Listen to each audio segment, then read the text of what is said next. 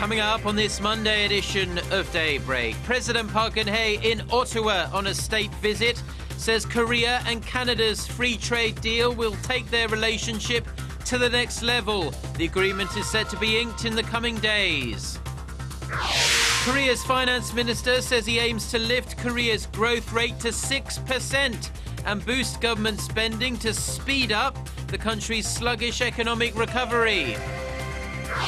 Plus, US President Barack Obama says the United States and a broad coalition of nations are coming together to combat the threat posed by Islamic State. Daybreak begins now.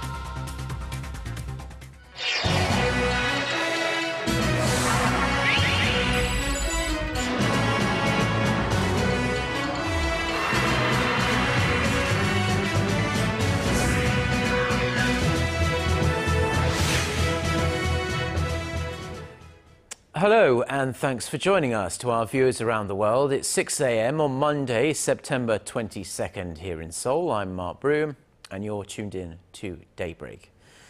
Our top story this morning, President Park Geun-hye is in Canada on a state visit. The first event on her itinerary, seeking the cooperation and support of Korean residents in Canada, from inter-Korean unification to the expansion of trade between the two countries. Our Choi Yu-sun filed this report from Ottawa. President Park Geun-hye took her unification drive another step further in Canada.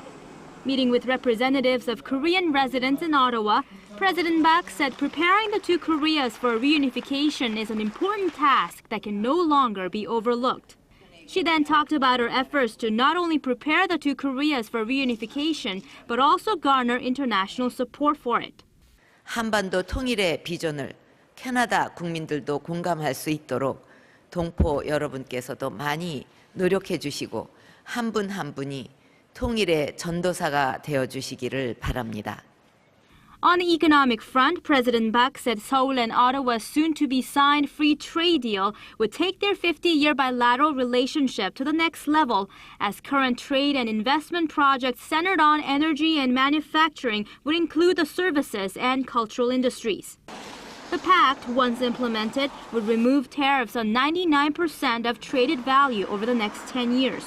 Acknowledging Korean achievements in Canadian society that have helped strengthen bilateral ties, the president promised various kinds of support for young Korean Canadians to help them excel in mainstream society while maintaining their ethnic identity. President Park officially kicks off her Canada trip on Sunday by meeting with Governor General David Johnston. She will also hold a summit with Prime Minister Stephen Harper, after which the two leaders will sign on the dotted line of the recently concluded free trade agreement. Choi Yu-sun, Arirang News, Ottawa.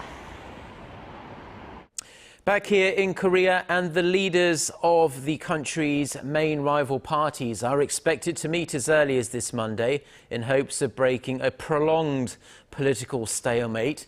The New Politics Alliance for Democracy's newly elected interim chief, Moon Hee-sang, has openly expressed his intent to meet with the ruling Saenuri Party chief Kim Moo-sung sometime this week.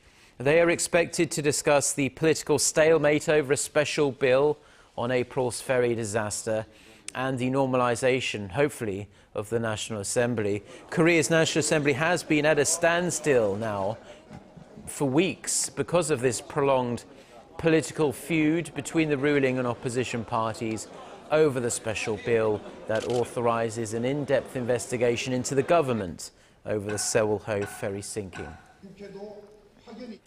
Now, completely unfazed by strong warnings from North Korea, a group of South Korean activists are continuing their campaign of flying anti-Pyongyang leaflets across the border.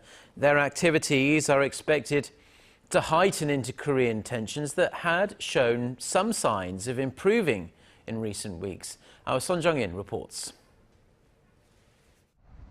North Korea has taken issue with the cross-border spread of anti-Pyongyang leaflets by civic groups a month after it remained tight-lipped on South Korea's proposal for high-level inter-Korean talks. The North is demanding such provocations be halted if Seoul wants to resume inter-Korean dialogue. It went on to threaten a possible retaliation, saying the leaflets are a more grave provocation than shooting and shelling. The anti-Pyongyang leaflet campaign waged by civic activists, mostly North Korean defectors in the South, has been going on for years despite calls from other activists for them to stop. The balloons flown into the North are known to be well liked by North Koreans because they contain $1 bills, medicine, and other daily necessities, along with hundreds of thousands of leaflets denouncing the three-generation power transfer in the North.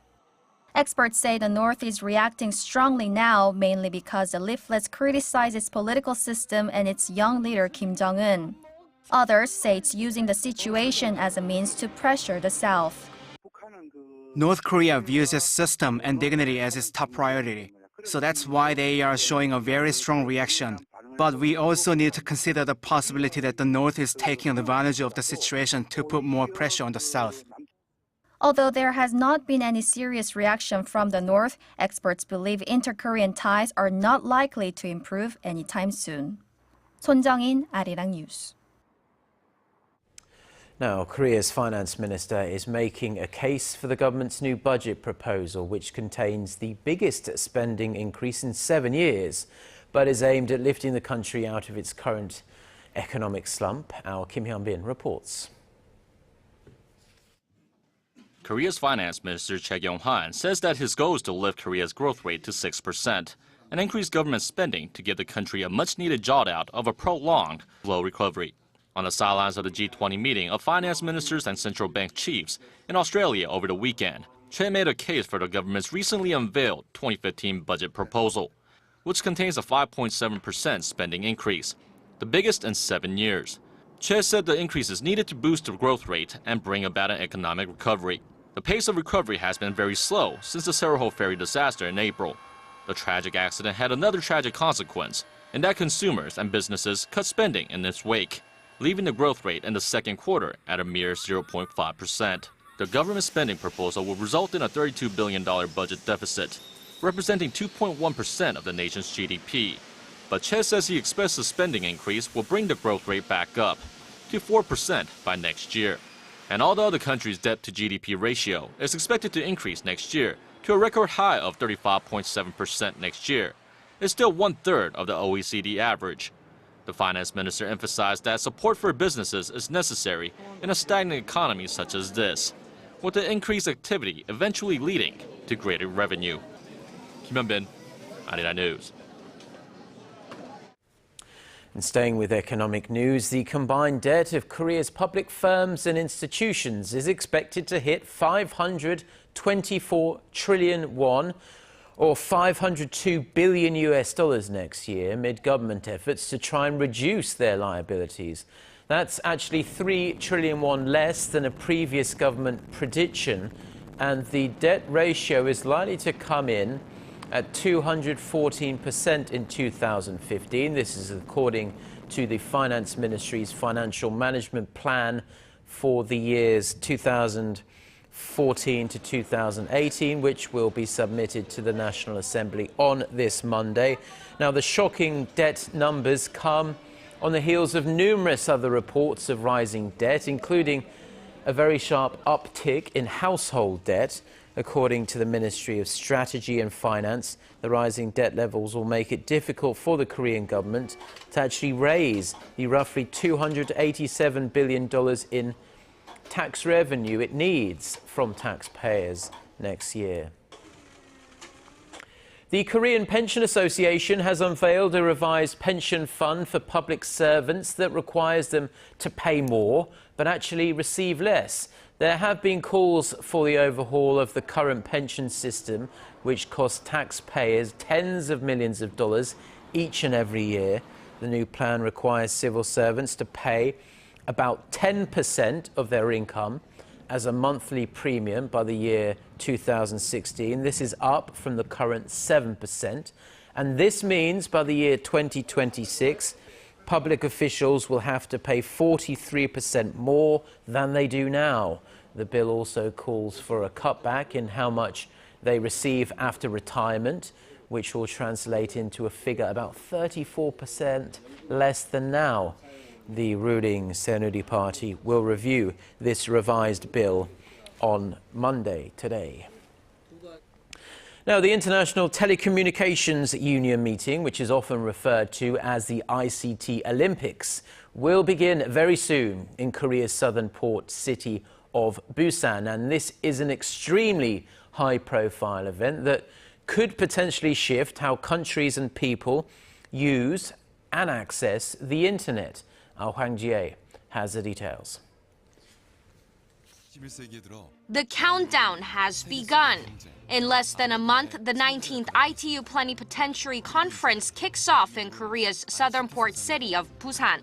The ITU, or the International Telecommunications Union, is an information and communications arm of the United Nations. It sets technological standards, allocates radio frequencies and satellite orbits, and works to improve the quality of communication services. And for the meeting, some 3,000 government delegates from the ITU's 193 member states will participate, along with some 150 information and communications technology ministers and high-level officials. Around 70 agenda items, including internet-related public policy issues, cybersecurity, and online child protection, are expected to be brought to the table.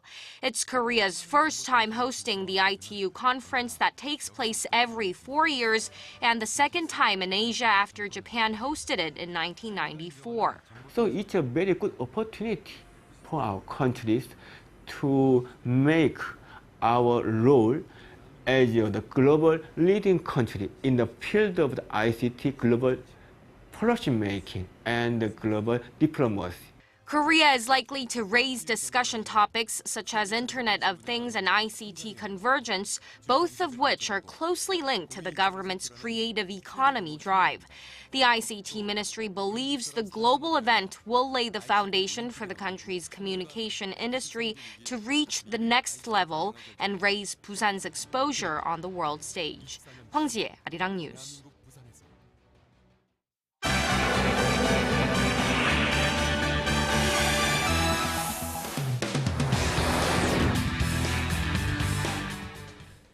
Time now for a look through the international headlines we're following on this Monday morning. For that, we turn to our Eunice Kim, standing by at the news center. Good morning, Eunice. And good morning to you, Mark. A wave of Syrian refugees are pouring into Turkey as Kurdish forces fought off Islamic State militants since last Thursday.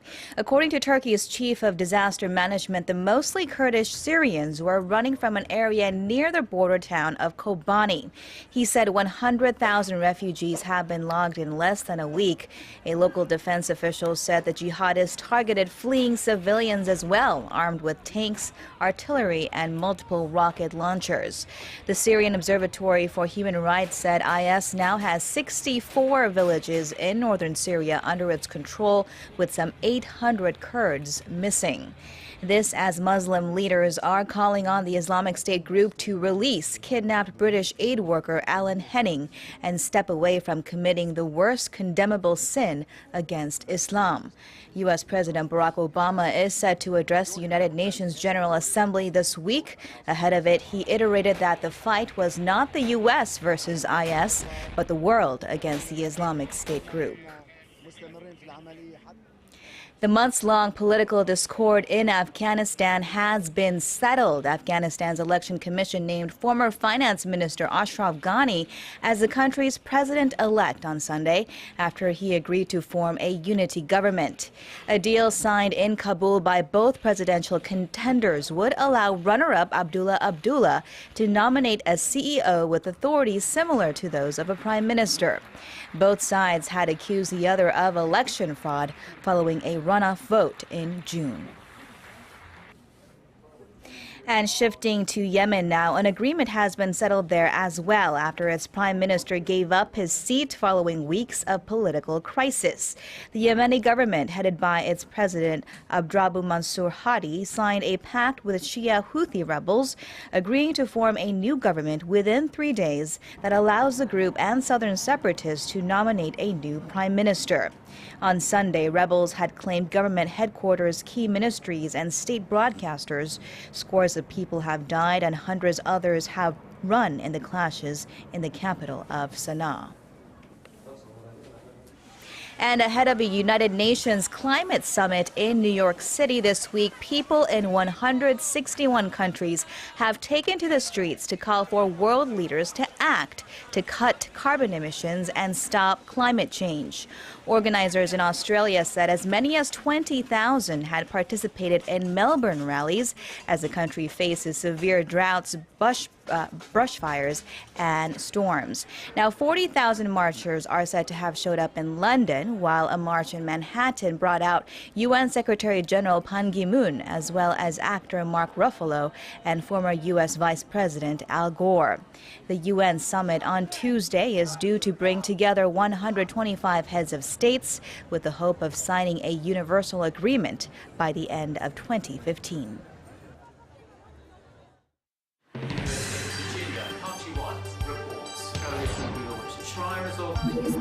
We start before the sun rises to bring you the latest stories out of Korea. We also lead the way with important global coverage. Stay on the pulse of what is happening with Daybreak.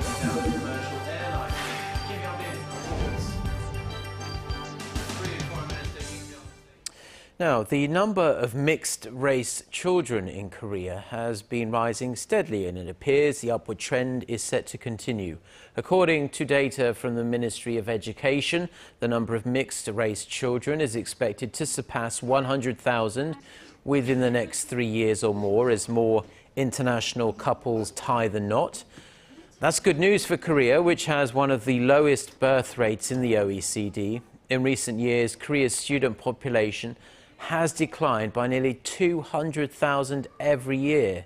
In contrast, the number of mixed-race children has surged, going from roughly 9,000 in 2006 to 67,000 in April of last year, which is a 7-fold increase in just 8 years. Mixed-race children currently represent more than 1% of students enrolled in schools nationwide. Now, a great director, actors and a solid script are always the key ingredients of making a great film. But in this day and age, it doesn't really hurt to fully utilize other modern means to enhance your movie's magic. And just as Korea's movie industry is advancing, so is innovation and artistry in the field of special effects makeup. Our Kim Ji-yeon has this report. Movie makeup artists play a crucial role in films such as Eun-gyo, in which 37-year-old Park Geun-hye plays a man who ages into his 70s. It took almost 8 hours to transform him to realistically create the sophisticated senior he portrays. Korean makeup effects artists challenged themselves further, making a teenager look like an 80-year-old man. 13-year-old actor Cho Sung-mook, who played a teenage boy with the aging disease progeria in the film My Brilliant Life, had to go through a process that took hours to complete every time he sat in the makeup chair. They enlisted techniques innovated by Hollywood special makeup artist Greg Canham to create natural-looking wrinkles and age spots under a thin silicone mask. Real progeria patients can look unsightly, so we tried to maintain the actor's cute, childlike image. The makeover not only raised the movie's believability level, but also chose acting. I think Cho Sung-mook is an amazing kid. He never complained even when he had to go through the age makeup process for 5 hours every day. My Brilliant Life has shown makeup techniques similar to those used in the award-winning blockbuster The Curious Case of Benjamin Button.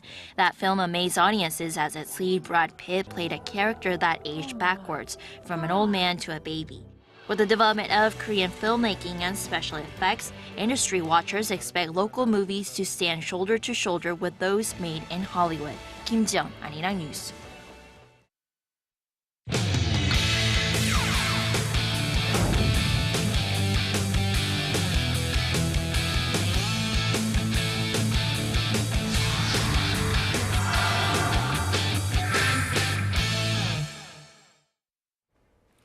And a good Monday morning to you all as we go into our 2014 Asian Games coverage. Now, South Korea won their first gold medal when Lee Ha-sung won gold in wushu over the weekend, but The biggest event of the weekend went to the men's 200-meter freestyle swimming event as Park Geun-hye went after his first gold medal. But what started off as a battle between Park Geun-hye and China's Sun Yang, Japan's Kosuke Hagano would finish first with a final time of 1 minute 45.23 seconds for the gold medal. Meanwhile, Sun Yang would finish with the silver medal as Park Geun-hye finishes with a rather disappointing bronze medal after coming in at a final time of 1 minute 45.85 seconds. And now moving over to weightlifting, where after Chol broke his own world record during the 56-kilogram event, another North Korean broke yet another world record during the 62-kilogram men's event. Kim Eun-guk, who's only 159 centimeters tall, lifts 154 kilograms in the snatch, breaking a 12-year-old record. At the same time, the North Korean, who held the combined world record of 327 kilograms, which he set during the 2012 London Olympics, he set a new combined record as well with a total of 332 kilograms for North Korea's second gold medal in the Asian Games. Now, meanwhile, over in the men's air pistol event, Jin Jung-ho failed to win his first individual gold during the Asian Games, falling short in the 50-meter event and winning a bronze medal in the 10-meter event. But the biggest star was 17-year-old Kim Chung-young, who won 2 gold medals on Sunday. After winning gold in the 10-meter team event, the 17-year-old comes back and wins the 10-meter individual gold medal as well after shooting 201.2 points in the final. A bright future ahead of Kim Chung-young as he's quickly becoming Korea's next ace in the men's air pistol event. And now shifting over to the football matches, where both the men's and women's team cruised through with their third win of the tournament. Now, first off, over on the men's side, Korea versus Laos, Lee Jong-ho would give Korea the 1-0 first-half lead with a goal in the 41st minute before Kim Seung-dae scores again for the Korean national team, adding the second goal in the 88th minute as Korea wins 2-0. Meanwhile, over to the women's tournament, where South Korean women's team continued to dominate their opponents as they beat Maldives 13-0 with 10 different players scoring in the match. The team has so far scored 28 goals in 3 matches in the Asian Games. And now finishing things off, let's take a look at how the medal count looks so far after 3 days as South Korea added 4 gold medals in fencing and 3 gold medals in judo on Sunday.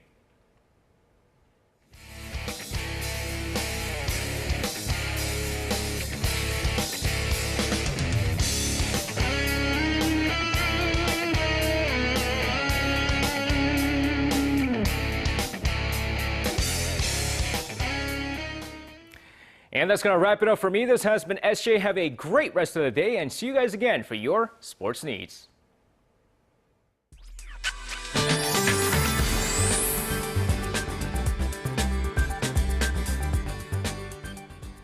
Good morning. Beautiful autumn day is in store for the first day of a new week. Lots of sun will shine down on us throughout the day across the nation.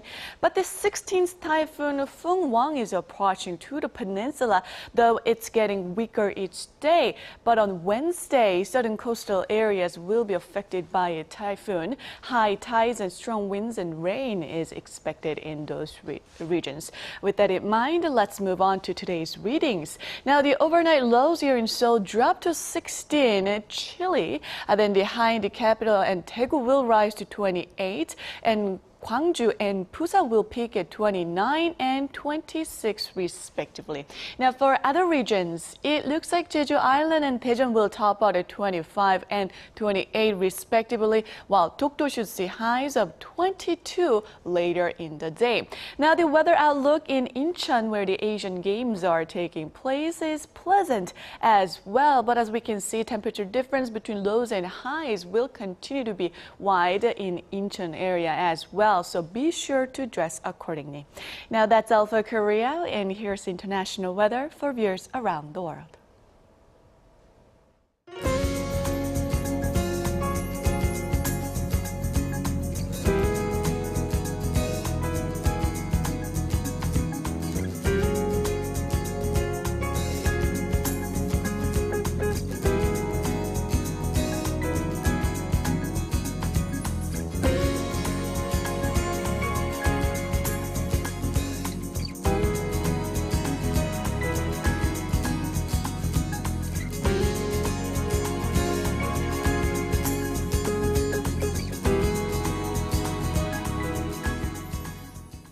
Well, those are the stories we have for you at this hour. Korea Today is coming up in 30 minutes' time here on Arirang TV, and we'll be back throughout the day with many more news updates. I'll be back at 10 a.m. Korea time. Until then, goodbye.